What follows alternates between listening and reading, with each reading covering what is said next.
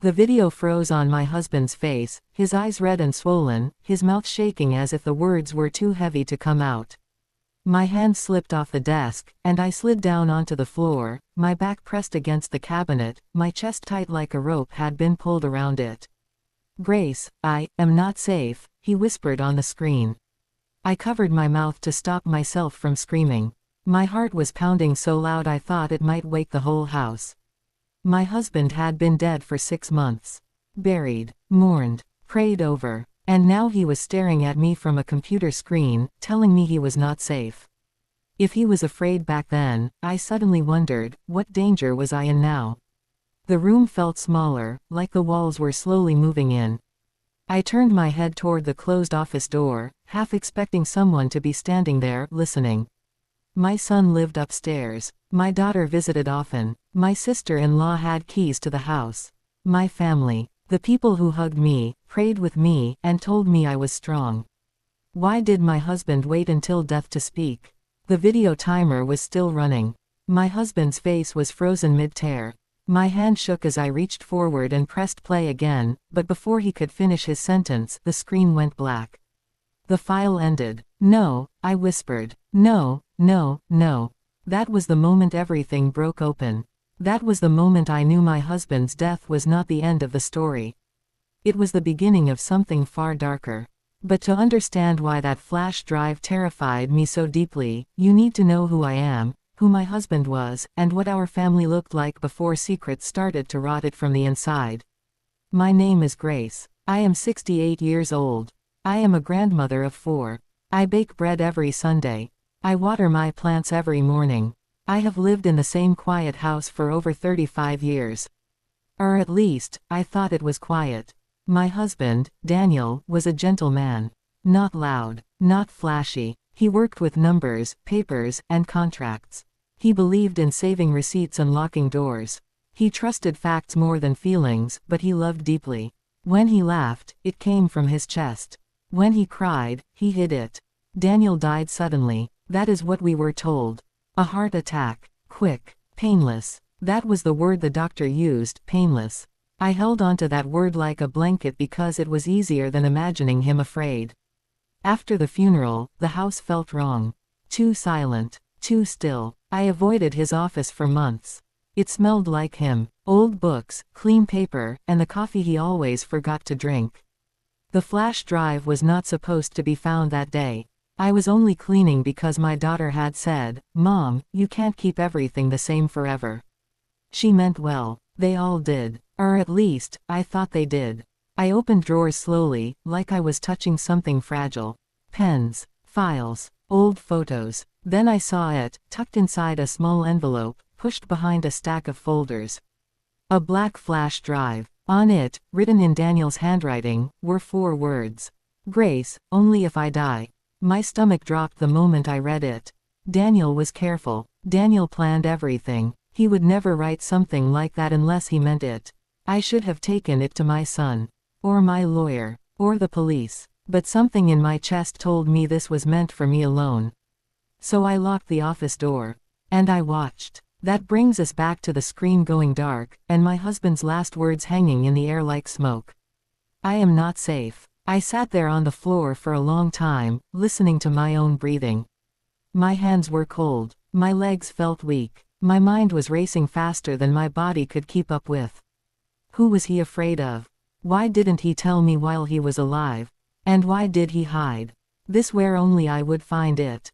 I stood up slowly and checked the door. Locked. Good. I closed the curtains even though it was daytime. Then I sat back at the computer and searched the flash drive again. There was only one file. One video. But the flash drive was heavier than it should have been. I turned it over in my hand and noticed something strange. The plastic looked scratched near the edge, like it had been opened before. That made my heart skip. Flash drives were not supposed to open.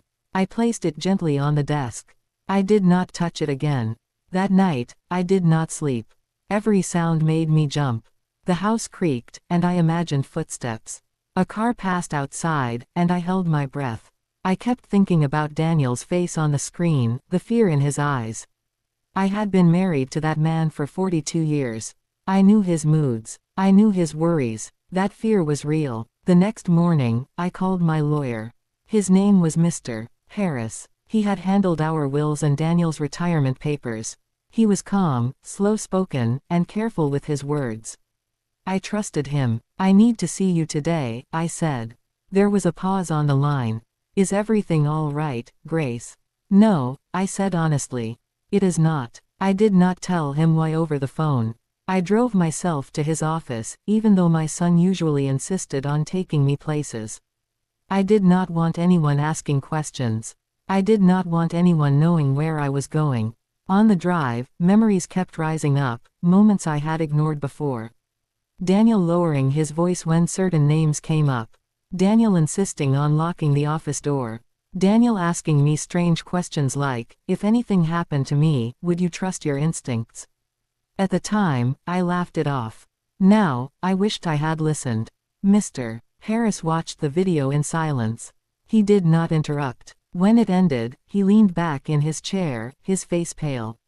Grace, he said carefully, did anyone else know about this? I don't think so, I said.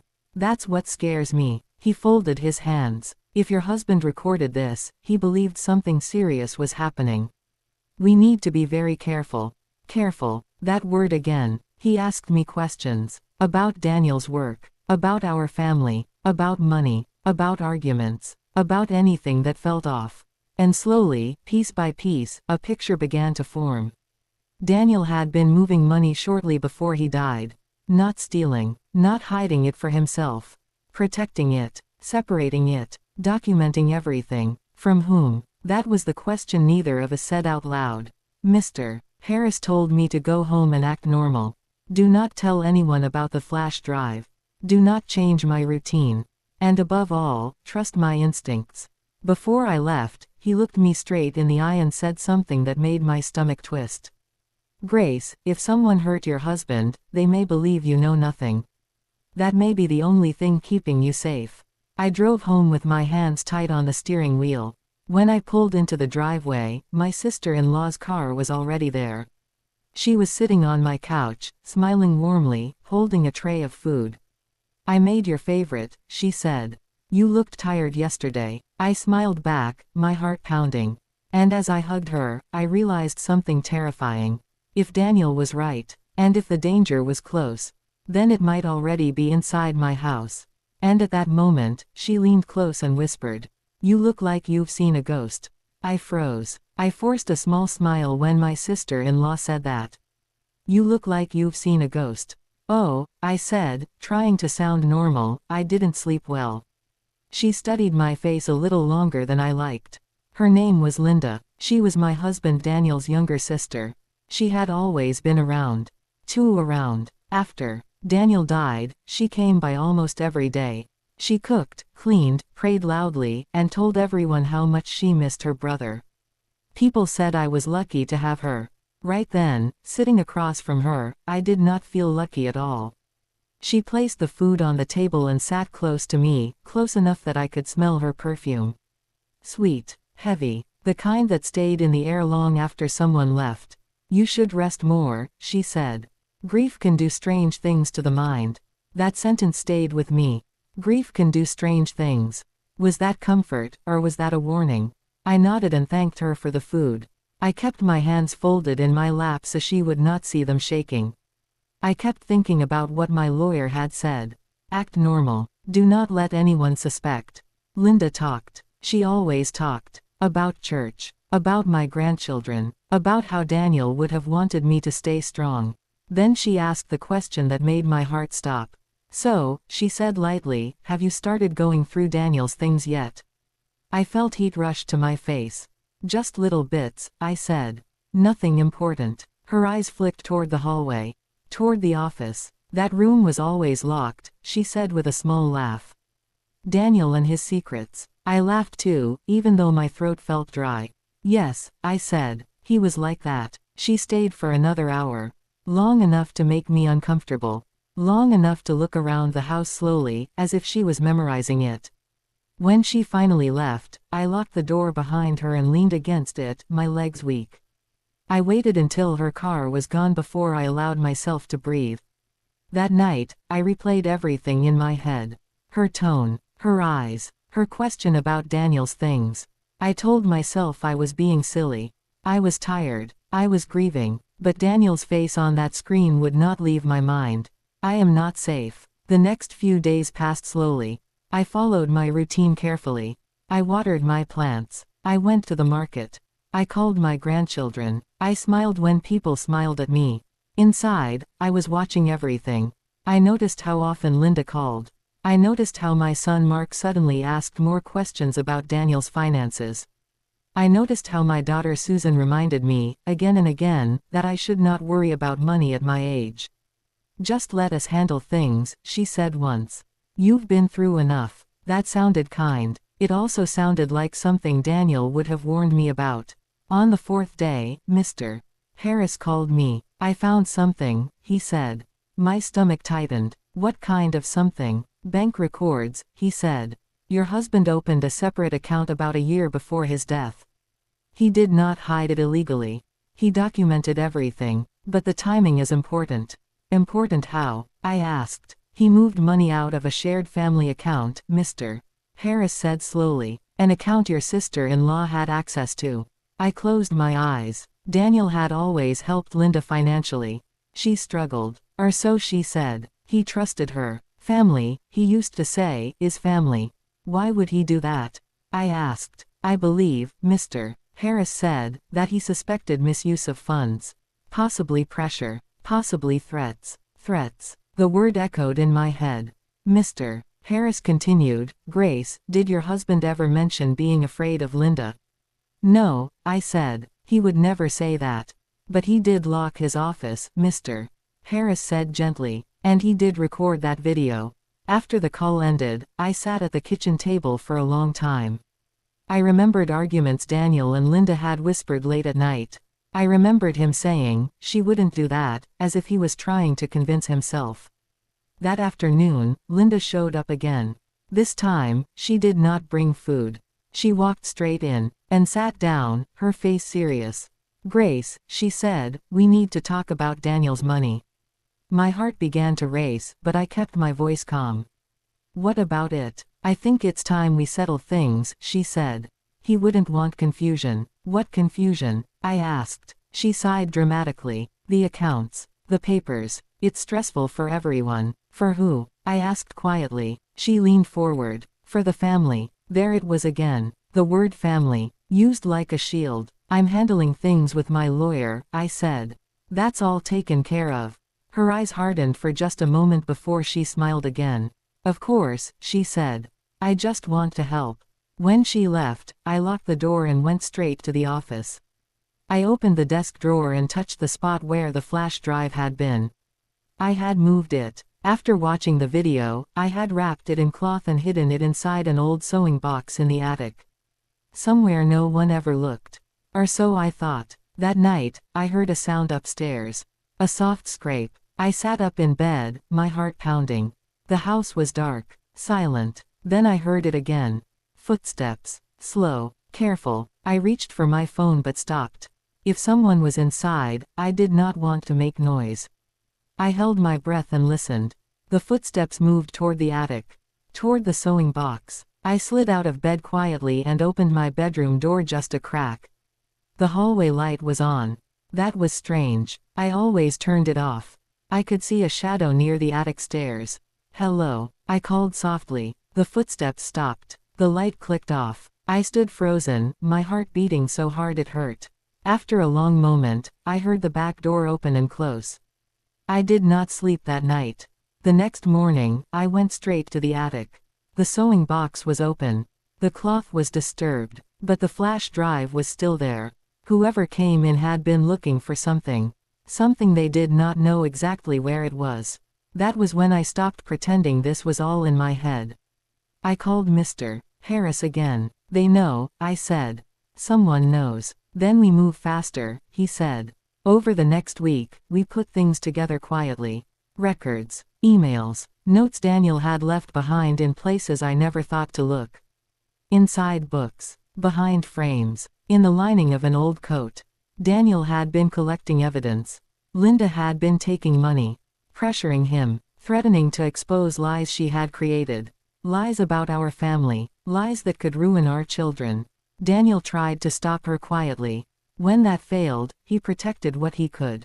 And then he died. The doctor said heart attack. But the timing was wrong. The stress, the fear, the pressure. It may not have been murder, but it was not simple either. The more I learned, the more I understood why Daniel had waited until death to speak. He knew if he accused her openly, it would tear the family apart. He hoped to survive long enough to fix things. He did not. One evening, as I was sorting through old photo albums, Linda called again. Her voice was sharp this time. No sweetness. "Grace," she said, "we need to meet." "I'm busy," I said. "Tomorrow," she said. "At your house." I hesitated. "Why?" "Because," she said slowly, "I don't like secrets." After the call ended, my phone buzzed again. A message. From an unknown number. It read, "I know what Daniel left you. If you care about your family, you will stop digging."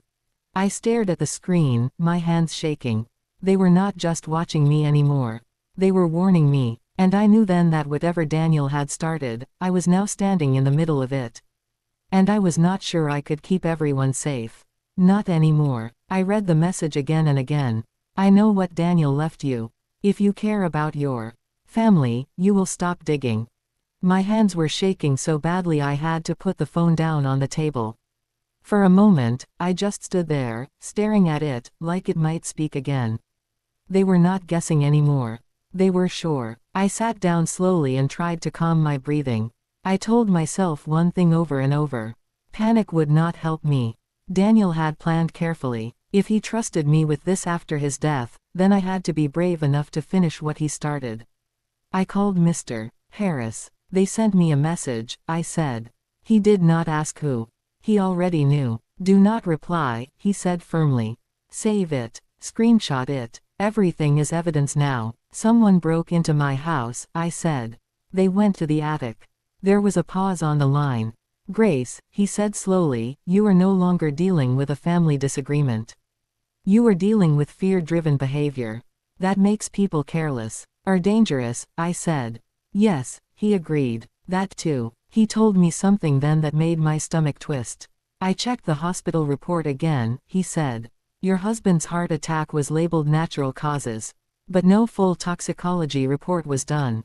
"What does that mean?" I asked. "It means," he said, "we cannot rule out pressure, substances, or intentional stress. Especially if someone wanted to frighten him." I closed my eyes. Daniel hated hospitals. He hated conflict. Fear alone could have pushed his heart too far. After we ended the call, I sat quietly for a long time. I thought about my children. Mark and Susan. Their families. My grandchildren. If I pushed too hard, would this hurt them? That was exactly what the message wanted me to think. Fear works best when it sounds reasonable. The next day, Linda came over, just like she said she would. This time, I was ready. She walked in without knocking, like she owned the place. She sat across from me at the kitchen table and folded her hands. "You look tired," she said. "So do you," I replied. Her smile tightened. "Grace," she began, "people are talking. They're saying you're confused. That grief has made you suspicious." "Who is saying that?" I asked. She waved her hand. "Friends. Family." I leaned forward slightly. "Which family?" Her eyes flickered. "I want to protect you," she said. "And the children. Digging into the past will only bring pain." "That depends," I said calmly, "on what the past is hiding." The room went quiet. She stared at me for a long moment, then laughed softly. "Daniel always was dramatic," she said.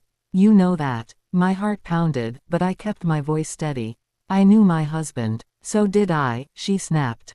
There it was. The crack in the mask. She stood up suddenly. "I don't like this tone. It's not healthy." "For who?" I asked. She froze, then turned back to me. "If you found something," she said slowly, "you should let it go."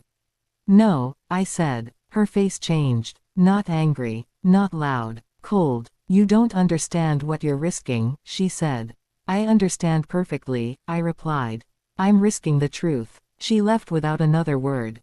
That night, I packed a small bag and stayed at my daughter Susan's house.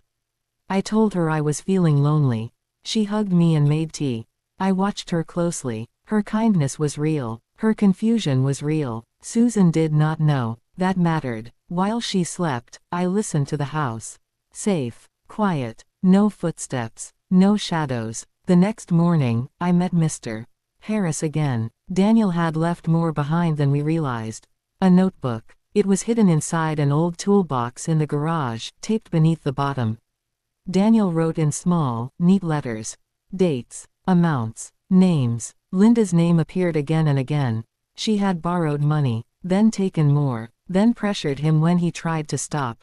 She threatened to accuse him of hiding money from the family, threatened to tell lies about him. Daniel wrote one sentence that made my chest ache.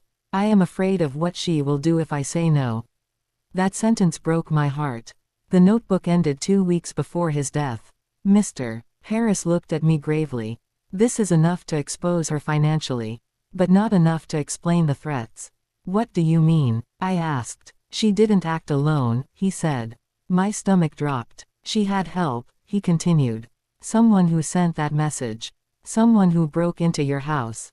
I thought of the shadow on the stairs. That afternoon, I received another message.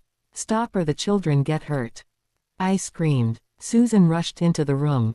Mom, what's wrong? I hugged her tightly. Nothing, I lied. Just memories. But I knew then, with terrible clarity, that the danger was no longer just about money or truth. It was about control. Mr. Harris advised police involvement, but carefully. Without evidence of violence, it would be slow.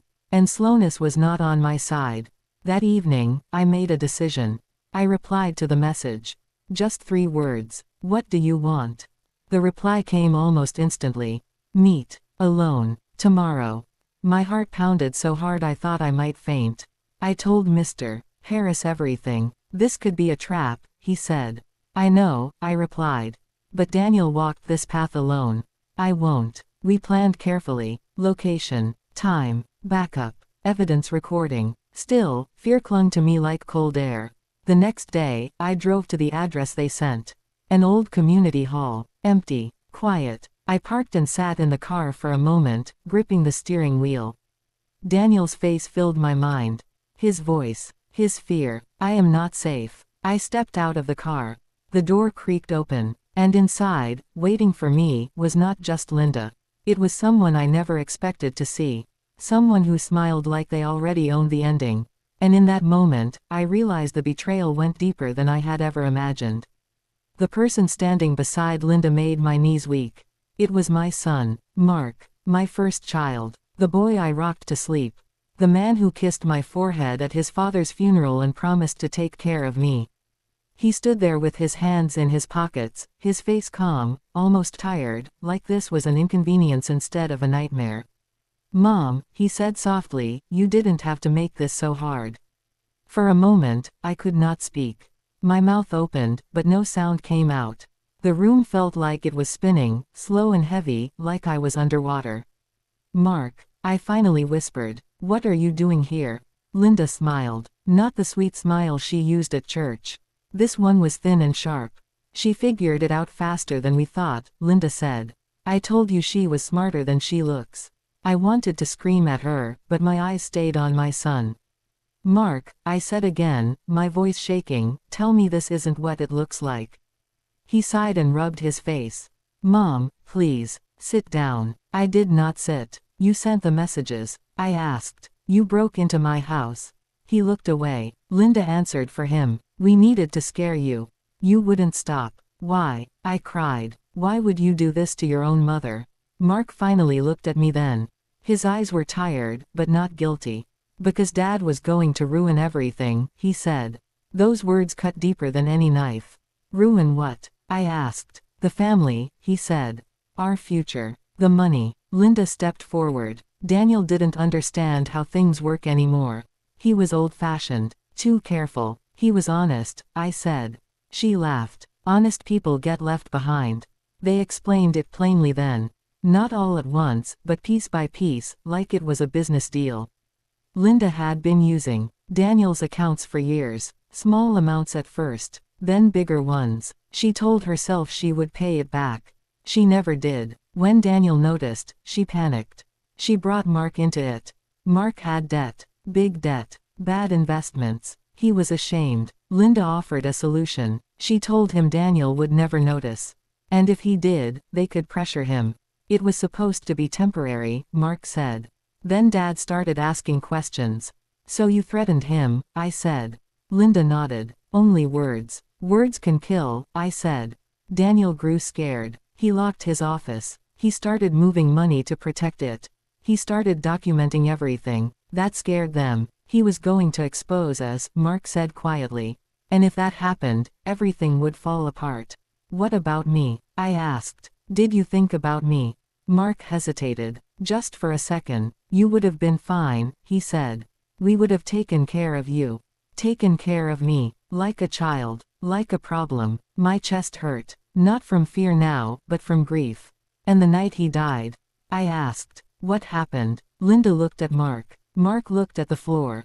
We argued, Mark said. He was angry. He said he was going to the lawyer the next day. And then, I pressed. He collapsed, Mark whispered. I didn't touch him, I swear. The doctor said heart attack. Stress. Fear. Fear they caused. I wiped my eyes. So now you threaten me. Your own mother. Linda crossed her arms. We tried asking nicely. And the break-in? I asked. Mark looked sick. I didn't want that. But you allowed it, I said. Silence filled the room. I took a slow breath. You think you've won, I said. But Daniel planned for this. Linda laughed again. There is no more evidence. I looked straight at my son. You're wrong. I told them about the notebook. The bank records. The messages saved. The backup copies Daniel hid. Linda's smile faded. Mark stepped closer. Mom, please. Give it to us. We can fix this. There is no fixing betrayal, I said. Linda's voice turned cold. Then you leave us no choice. She nodded toward the door. Two men stepped inside. Strangers. Big. Quiet. My heart began to race again. You won't hurt me, I said. You won't hurt your own mother. Mark did not answer. One of the men reached for my arm. And in that moment, I realized Daniel had been right all along. The danger was not outside the family. It was the family, and I did not know if I would leave that building alive. The moment the man reached for my arm, everything changed. Stop, a loud voice shouted from the doorway. The two men froze. Police officers rushed into the room, their boots heavy against the floor, their voices sharp and clear. One of them stepped between me and the strangers, his hand resting on his belt.